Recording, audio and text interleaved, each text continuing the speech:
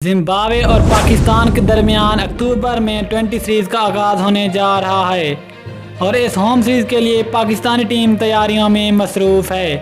अभी तक इस सीरीज़ के लिए पाकिस्तान की हतमी स्क्वाड का ऐलान तो नहीं हुआ, लेकिन जिन खिलाड़ियों के हवाले से खबरें गर्दिश कर रही हैं कि ये वाले खिलाड़ी पाकिस्तान के स्क्वाड का हिस्सा बनेंगे, उन्हीं में से हमने एक बेहतरीन प्लेइंग 11 तैयार की है, जिसकी आपको मुकम्मल तफसील बताएंगे इस वीडियो में। उससे पहले अगर आप चैनल पर न्यू है, चैनल को सब्सक्राइब करके साथ में लगी बेल आइकन को प्रेस कर दें ताकि क्रिकेट से जुड़ी तमाम खबरें रिकॉर्ड शेड्यूल आपको सबसे पहले जहां पर मिलती रहें। अस्सलाम वालेकुम दोस्तों, welcome to Hussain sports.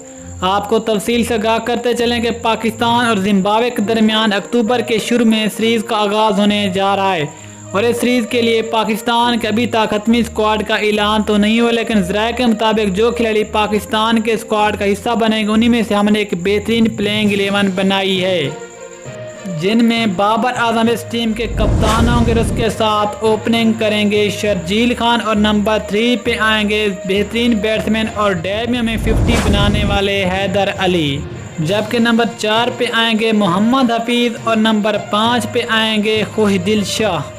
Number 6 पे बैटिंग करने आएंगे पाकिस्तान के साबिक कप्तान और विकेट कीपर सरफराज अहमद, जबकि नंबर 7 पे नाम आते हैं पाकिस्तान के बेहतरीन ऑलराउंडर इमाद वसीम, जबकि नंबर 8 पे नाम आते हैं पाकिस्तान के leg spin bowler Shadab Khan, जबकि नंबर 9 पे नाम आते हैं पाकिस्तान के 20 साल फास्ट बॉलर शाहीन शाह अफरीदी, जबकि नंबर 10 पे नाम आता है हारिस रऊफ का और नंबर 11 पे नाम आता है सीनियर बॉलर वहाब रियाज का।